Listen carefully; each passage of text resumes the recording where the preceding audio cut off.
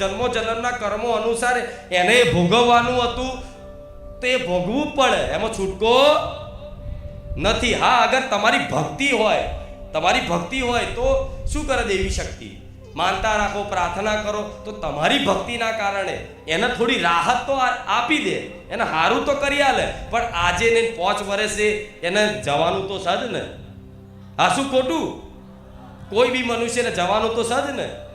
તો નાની નાની વાતે કોઈ કામ ના થાય, ઘરમાં કોઈ એવી બીમારી આવી જાય, કોઈને જલ્દી બીમારી દૂર ના થાય, માતાના દીવા કરતા હોય, ભક્તિ કરતા હોય, બધું કરતા હોય, છતાંય કોઈ બીમારી દૂર ના થાય તો સમજી લેવું કે કર્મોનું દુઃખ છે. શું દુઃખ છે? કર્મોનું દુઃખ છે. અને કર્મનું દુઃખ હોય, પ્રબળ હોય. શું પ્રબળ દુઃખ હોય? પ્રારબ્ધ એવું મોટું હોય અને તમારી ભક્તિ આટલી હોય, ચો થાય મેર આવે? પ્રારબ્ધ આવડું મોટું છે, કર્મો અનુસાર દુઃખ આટલું મોટું છે, અને તમારી ભક્તિ આટલી છે, ચોથી એ થશે. ભક્તિ આટલી હોય, પ્રારબ્ધ આટલું હોય, તો આમ હવામાં જેમ ઉડી જાય કોઈ ધૂર, એવી ધૂરની જેમ પ્રારબ્ધને ઉડાડી નાખો એ કુખાર મેળવી. એટલે ક્યારેય જીવનમાં નિરાશા લાવતા મારા જેવી કહેવા વાળી માતા નહીં મળે.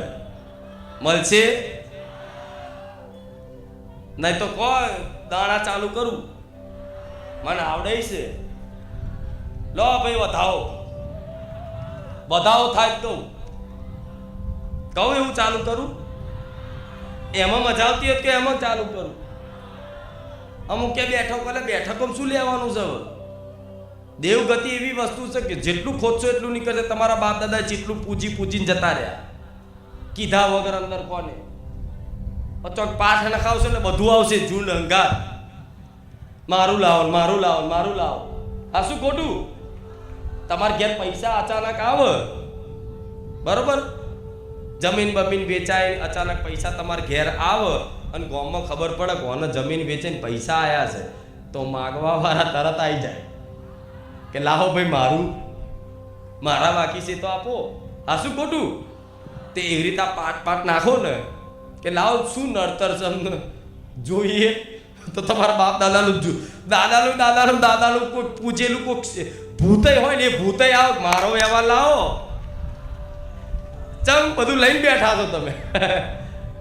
પણ મારો આ માર્ગ એવો છે કે કદાચ કોઈ એવી દેવી શક્તિ હોય, પેલા મંત્રોથી કદાચ કોઈ ઉત્પન્ન કરેલી શક્તિ હોય, અંદર ખાને કોઈ કામ કરાવવા કોઈ માતાએ લાયા હોય, બરોબર, પણ પૂજવા લાયક હશે ને તમારી પેઢી, એ તો સપને આવીને કહી જઈશું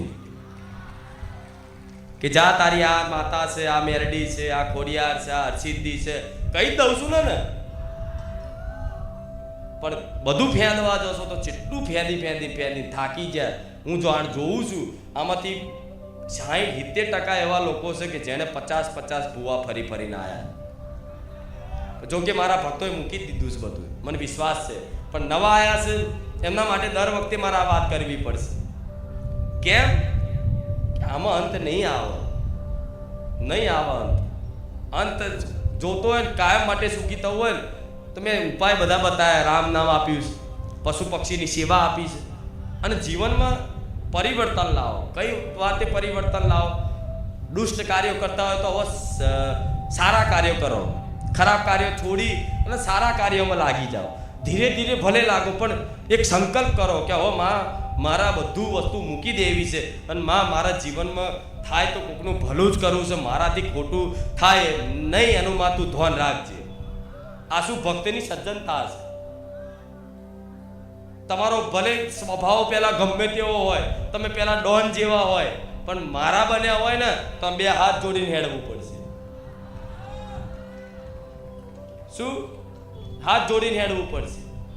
પણ હું માતા એવી છું ને, કદાચ આ વાતનું પાલન રાખશો ને તો કોઈની તાકાત નહીં કે તમને ઝુકાઈ જવાની. સમજ્યા? તમે વિનમ્રતા રાખશો તો તમારે એવું નહીં સમજવાનું કે મારી અમે નાના બનીને રહીએ છીએ તો લોકો દબાવે છે, હું દબાવવા નહીં દઉં, ઘોઘરો જાલ લઈશ. પણ તમારે નહીં કરવાનું. એનું કારણ શું છે? એનું કારણ એક જ છે, તમે ભક્તિના માર્ગમાં આવ્યા છો. સ્વભાવ સુધારવો પડશે, વાણીમાં સંયમતા લાવવી પડશે, પવિત્રતા જાળવવી પડશે. બધું ધીરે ધીરે થશે, હું જાણું છું. એકદમ કોઈનાથી કશું નહીં થાય. પણ આ નિરંતર બધી વાતોને ધ્યાનમાં રાખી અને એકાગ્રથી બધું વિચારી અને જીવન શરૂઆત કરી દીધી ને જેણે, એને એવું કહું છું, એના કારણે આખું પરિવારનું ભરણ પોષણ થશે. વિશ્વાસ રાખજો. એક ભક્તિ કરતો હોય ને ઘરમાં, એના કારણે આખું પરિવારનું ભરણ પોષણ કરી આલો. એક ખુખાર મેલડી છું.